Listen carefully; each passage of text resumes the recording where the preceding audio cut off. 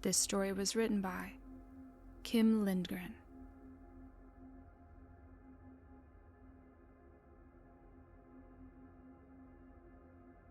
When I was 11 years old, my family lived in a small, blue, relatively remote house in northern Sweden. The rear of the house had a small deck facing a dense, old-growth pine and spruce forest, while the front had a garage, a shed for firewood, and a fairly large lawn. My little brother, Oscar, had just been born about a month prior, and my parents were beginning to settle into their new routine. On the day in question, my father was away shopping for groceries, while my mother was inside tending to the house and keeping an eye on Oscar, who had colic and demanded a lot of attention. I was outside playing with my toy tractor in the front yard, when suddenly I hear screams and commotion from inside the house, followed by silence. I called out for Mom, but got no reply, and it took me several minutes to muster up the courage to open the door and take a look. The house smelled like iron and moss, and the atmosphere felt oppressive. Mom was laying on the floor in front of the bedroom, in a pool of blood. Bloody footprints led away from their room toward the door to the backyard. Sobbing, I tried to get a reaction out of her, but she remained lifeless. Unable to find the courage to pass her and enter the bedroom to check on Oscar, I assumed something had happened to him as well, since he was completely quiet. I got on the phone and called 112, the Swedish emergency services. The lady on the other end of the line tried her best to calm me down and told me that police and an ambulance was on the way, and she kept talking to me right up until they got there. They arrived just as my dad returned from the store. He panicked, of course, yelling first at anyone in sight, then at me specifically, demanding I tell him what had happened, but I could only sit in my corner and cry. I think it took him a moment to realize that Oscar was quiet, because he suddenly turned around and forced his way past the paramedics surrounding my mother to get to the bedroom. And surprisingly, Oscar was just fine, as I saw through the door the relieved expression on my dad's face when he picked him up and embraced him. At this point, a nice policewoman knelt down in front of me and offered to take me outside. We slept at Grandma's apartment in town for a couple of days. The first night, Dad sat me down and apologized for acting the way he did earlier. At the time, I had a hard time forgiving him. I'm still struggling with the trauma left behind from those events. But I've forgiven him now. I realize he was panicking and not thinking straight. Nothing was stolen, and the perpetrator was never caught. The police attempted to search the forest behind the house with dogs, but even though they initially did find a trail, it led nowhere. For a while, they suspected that my dad had either done it himself or hired someone to assassinate my mother, but there was no evidence to support it, and they also found no motive. I knew he didn't do it. Oscar was like an entirely new baby, though. The colic was gone. Of course, neither me nor my father got much sleep for a few weeks afterwards anyway. Growing up with a single parent wasn't easy. I spent most of my time as a teen running around causing trouble, getting drunk, and hooking up with girls. Dad didn't have the time or energy to rein me in, and as a result, Oscar and I were never very close. I suppose the age gap is to blame for a lot of that as well. I was getting into puberty at around the time he started talking, so we never had much in common. And actually, he was always a bit of a loner, seeming to prefer to spend most of his time alone in the forest. I don't think he ever brought friends home. Even now, 15 years later, we don't really talk much at all.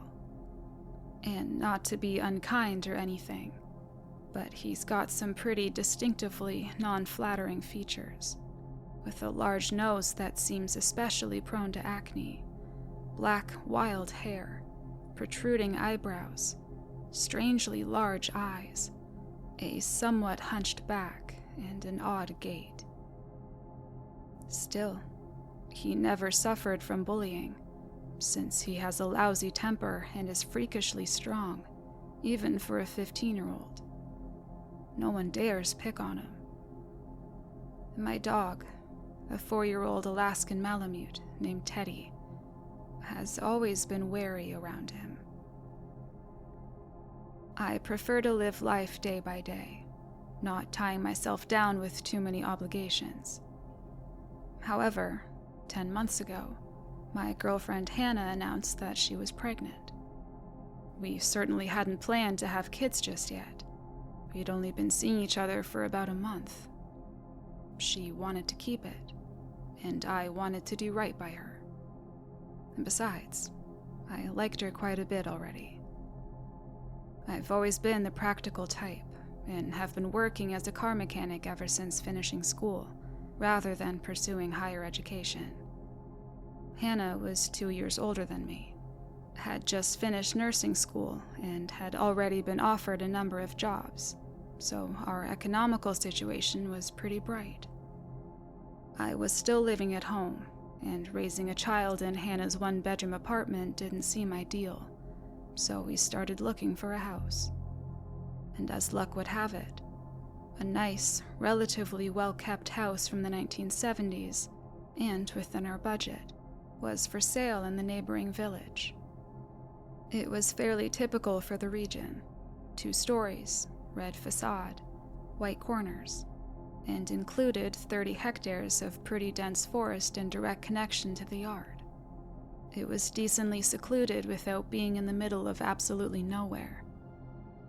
The house isn't very big, but with 3 bedrooms, it's certainly enough for us.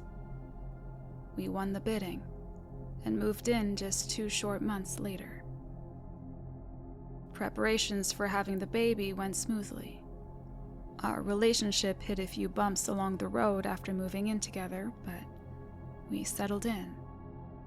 Hannah had a chance to set up a pottery studio in our basement, and I toyed with the idea of opening my own business out of the garage. The previous owners had left a couple of bits and bobs around. We threw most of it out, but kept 2 old but serviceable leather couches, one of those cushioned storage chests on the front porch, an old swing set in the backyard, and a couple of lawnmowers in various states of disrepair that I thought I could possibly salvage something out of.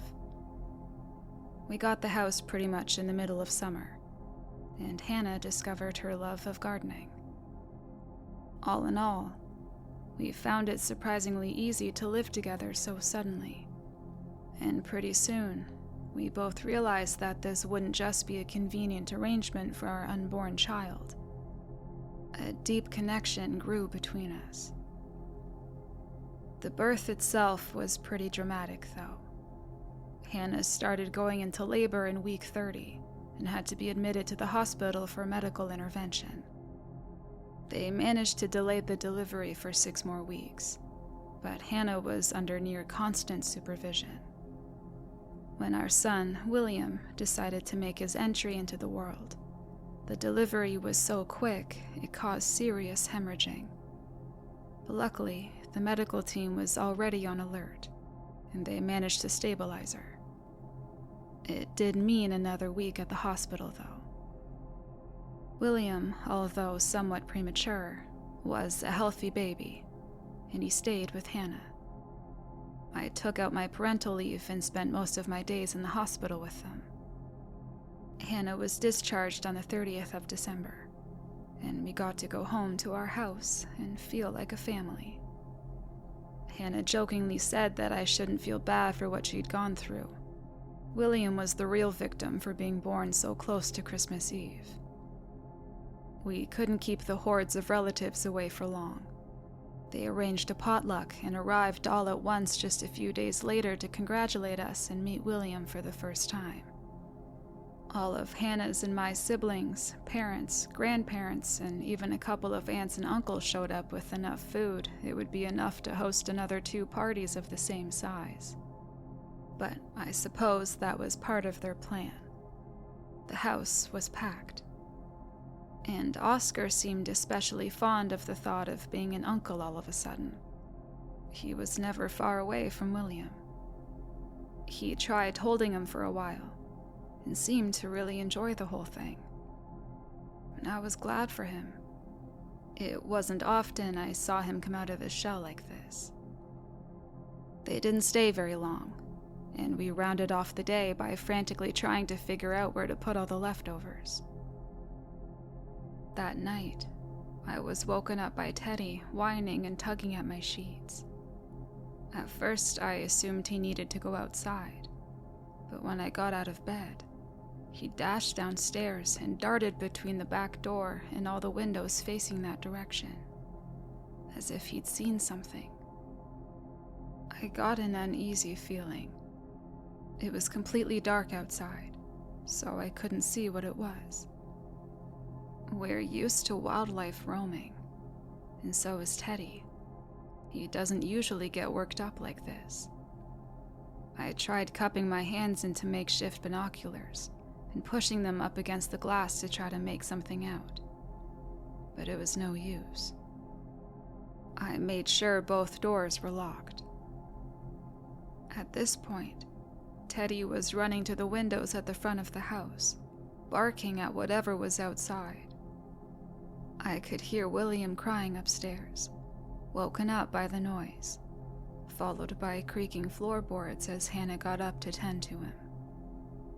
Whoever was outside attempted to open the door.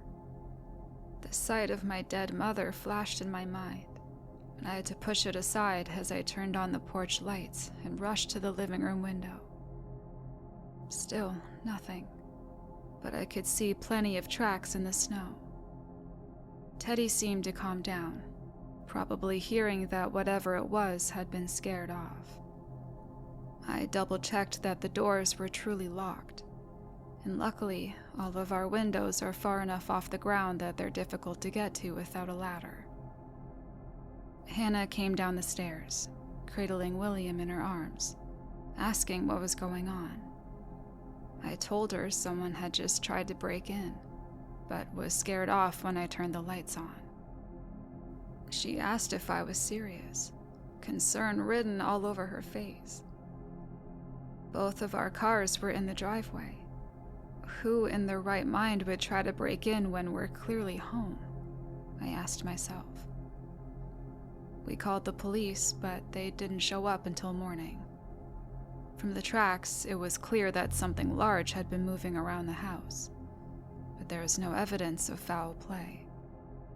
It had been snowing a lot that night, so the tracks were obscured, and they assured me that it was probably just an animal. After all, the tracks led in and out of the forest.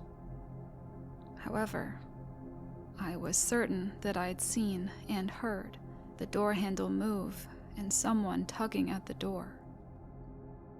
Despite keeping the porch lights on, this happened again the following night, and the night after, but whoever it was made sure to avoid the front of the house. The police told us that there was nothing they could do.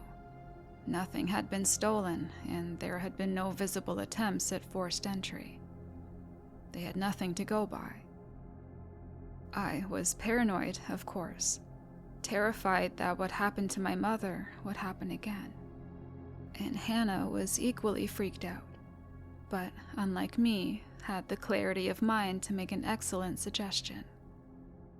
We took a family trip downtown and found what we were looking for at a hunting store: a motion-activated infrared camera trap. I proceeded to mount it on the wall of our shed in the backyard as soon as we got home, so that it sat at a right angle to the forest and our back door. We were going to uncover who was trying to get into the house. And that night, All four of us waited on the living room couch. Hannah, Teddy, and I were snuggled up, with William sleeping quietly in a bundle of blankets next to us. And soon enough, Teddy reacted to something outside. And this time, his reaction was far from as pronounced as it had been on the previous nights. I suspect he understood from our body language that we were in wait for our nightly tormentors. Teddy didn't get up running between windows and doors, but instead, his head and ears were turning to follow the sound of whoever or whatever was outside. Hannah and I both following his example. But strangely, the insistent pulling at the door never came. We could all hear the creaking of snow from movement outside though, but with our focus entirely on listening, it took us a moment to realize that the sounds were coming from the front of the house, which was at least partially illuminated by the porch lights. Hannah quietly turned around to take a peek out the window behind us, which was facing in that direction. She couldn't help but give out a little yelp as she fell back into her seat. She just barely managed to catch a glimpse of the back of the head of whoever was outside as he passed out of view towards the side of the house. She described his head as big, with long black hair with streaks of gray that appeared quite tangled. My heart was thumping, and Hannah whispered to me that she'd never been this scared.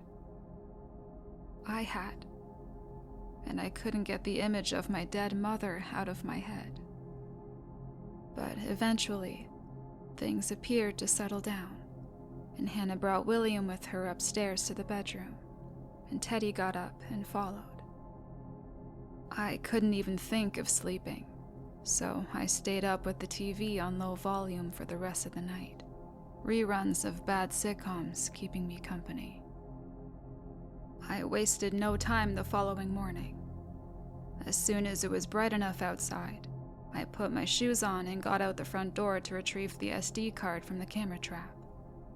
It didn't even take a minute, so I didn't bother locking the door.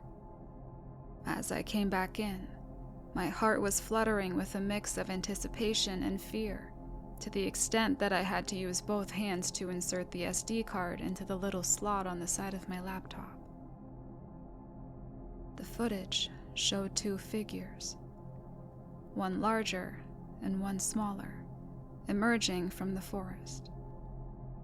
Amazingly, the larger figure stops right away and appears to point the camera out to the smaller figure. They stood there for a moment, apparently discussing something, then began moving, one after the other, with determination toward the house. The footage wasn't good enough to make out their faces, but they walked slightly hunched over, were both well built, and strangely, quite clearly not wearing any clothes in the middle of winter. The smaller one was carrying something that seemed to be wrapped in some cloth. They passed the side of the house and out of view. I watched the footage on repeat a couple of times, and was eventually interrupted by Teddy coming down the stairs, closely followed by Hannah. Hannah was slightly annoyed, asking why I was making so much noise downstairs and that I woke her up. I thought I'd been pretty quiet, but apologized, then showed her the footage. She was clearly disturbed and didn't want to look, though we both felt like we had something solid to show the police that there really were people terrorizing us at night. Right about then, Dad called me. Oscar had told him that he was going out last night, and when Dad woke up this morning, he still hadn't come home. He also wasn't answering his phone. Dad was in a panic. I tried to reassure him that Oscar was 15 and probably just sleeping off his first hangover on someone's couch. But according to Dad, he'd seen him stroll into the forest, like he often does. The police were on their way. I promised I would come right over and help search for him. I put my phone down to give Hannah a kiss, and briefly told her what was going on as I hurriedly put my jacket and shoes on. I brought Teddy with me as well. I had only barely pulled out of the driveway when I realized I'd forgotten to bring my phone, which would definitely be good to keep on me so that we could communicate amongst each other. I backed the car up again to go get it, and as I got out of the car, I heard commotion from inside the house. Hannah's raised, pleading voice carrying out through the second-floor window to our bedroom. I rushed out of the car, Teddy right behind me.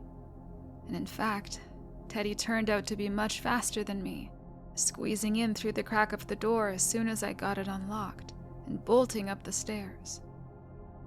I wasn't far behind, but I heard Teddy growling and a pained yell from a man before I managed to catch my first glimpse. Hannah was blocking the door to our bedroom, tears streaming down her face, pleading to a naked, hairy, misshapen man standing in front of her, holding something wrapped in cloth in one of his arms. William was crying in the bedroom, and Teddy was hanging from the unknown man's right arm, biting down hard enough that I could see blood dripping onto the floor. I ran up to him and wrapped my arm around his neck, trying to wrestle him to the floor. But he was strong and managed to get loose and turn around on me, swinging his right arm forcefully enough in the process to wrench Teddy's grip loose and sending him flying across the room. In front of me stood Oscar, blood running down his right arm. I was in shock and didn't know what to do. I shouted angrily at him, asking what the fuck he thought he was doing. And Teddy didn't waste a millisecond. He was right back on his feet, jumped and got a new grip around Oscar's left wrist. The cloth around what he was carrying came undone, and I was greeted by the face of the ugliest baby I've ever seen.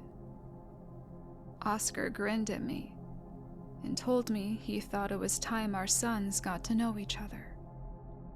He grabbed the lumpy, misshapen baby with his right hand and sent Teddy flying again, who let out a whine as he impacted the wall. And then Oscar came charging at me. Teddy got right back up, though, and managed to grab a hold of his ankle. That just barely got me enough time to get out of the way and give Oscar a good kick in his side that sent him tumbling down the stairs. Teddy and I came right after. Oscar stood up in the hallway, looking us over, then made a run for it, out through the front door, which was still open. Teddy went after him, though I yelled for him to stop and come back. Oscar ran straight into the forest at the back of the house, and Teddy was giving chase, and I was chasing Teddy, who luckily stopped at the edge of the forest. He made his way back to me, where he collapsed from exhaustion. I picked him up and hurried back inside to lock the door and check on Hannah and William. They were both fine. We'd made it just before Oscar had a chance to do anything, though Hannah was absolutely traumatized. She couldn't stop crying and hugging William for over an hour. We called 112, and the police came right away. They had already been on their way to look for Oscar since Dad had called him in as missing. They got us into one of their cars and drove us straight to the hospital. I told them to bring the SD card in my laptop as well, since it had footage on it that they needed to see. Dad arrived at the hospital shortly after. He had a hard time believing that it had really been Oscar, but was convinced when both me and Hannah insisted that it had been him. The timestamp of the footage on the SD card also corresponded to when Oscar would have been in the forest the night before. No one had any idea who the other figure would have been. We think he probably hid in the cushioned storage chest on the porch until morning, then snuck inside while I was checking the camera, and hid somewhere in the house to wait for a good opportunity to strike. To some extent, I guess he counted on Dad calling me when he realized that he was missing. Dad brought Teddy to a veterinary clinic while Hannah and I got checked up, answered questions, and made a formal report to the police. We were both unharmed, while Teddy had 2 broken ribs and bruising over large parts of his body, but amazingly, nothing serious. We've been staying with Hannah's mother, who has an apartment in town, since then, and we're planning on selling the house. Neither of us feel safe living so close to the forest anymore. An apartment in an urban area would be perfect. Oscar still hasn't been seen, even though the police have been searching the area around both houses with dogs. And just like with my mother, they found a trail that led nowhere. In folklore, there are mentions of changelings, which are babies snatched by mystical creatures and replaced with the creature's own babies, somehow made to look like the original. I never believed in things like that. But now I wonder if the person I've always thought of as my brother has actually been something else.